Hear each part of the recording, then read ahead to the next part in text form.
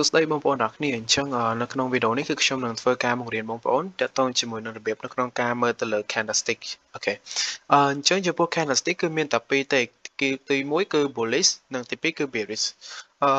ចំពោះ candlestick bullish ហ្នឹងគឺតំណាងឲ្យកម្លាំងអ្នកទិញឬក៏ candlestick ពណ៌ខៀវអូខេហើយចំពោះ candlestick bearish គឺតំណាងឲ្យអ្នកលក់ឬក៏ candlestick ពណ៌ក្រហមអញ្ចឹងនៅលើ candlestick ហ្នឹងគឺមានអីគេខ្លះទី1គឺមាន body អូខេ body នេះគឺជាbody មួយរាងធំជាងគេហ្នឹងអូខេរាងធំពីលើមកក្រោមហ្នឹងយើងហៅវាថាជា body បន្ទាប់មកផ្នែកខាងលើបកគោទុយនេះនេះយើងហៅថាវាជា wick ឬក៏អាចនិយាយបានថាជា shadow ឬក៏ជើងទៀនអូខេ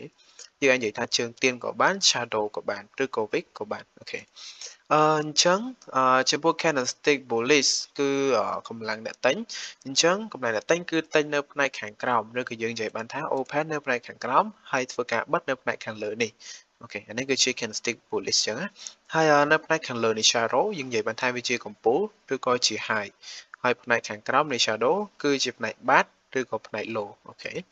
អញ្ចឹង bullish គឺមានតែប៉ុណ្្នឹងទេគឺបើកនៅផ្នែកខាងក្រោមបិទនៅផ្នែកខាងលើពីផ្ទុយពី bearish ចំពោះ bearish គឺជាកម្លាំងអ្នកលក់អញ្ចឹងអ្នកលក់គឺធ្វើការបើកនៅផ្នែកខាងលើនិងធ្វើការបិទនៅផ្នែកខាងក្រោមគឺផ្ទុយគ្នាតែប៉ុណ្្នឹងឯណា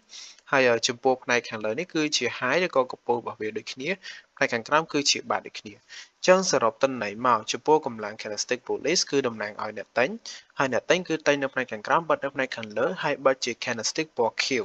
ហើយចំពោះ bearish តំណាងឲ្យអ្នកលក់គឺធ្វើការបើកនៅផ្នែកខាងលើនិងបិទនៅផ្នែកខាងក្រោមឬក៏បិទជា candlestick ពណ៌ក្រហម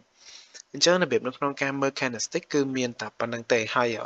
ចំពោះឈ្មោះរបស់ candlestick ផ្សេងៗគឺខ្ញុំនឹងធ្វើវីដេអូបន្តដើម្បីបង្ហាញបងប្អូនទាំងអស់គ្នាហ្នឹងហើយអរគុណច្រើនអញ្ចឹងនៅក្នុងវីដេអូនេះគឺមានតែប៉ុណ្្នឹងទេជួបគ្នានៅវីដេអូក្រោយ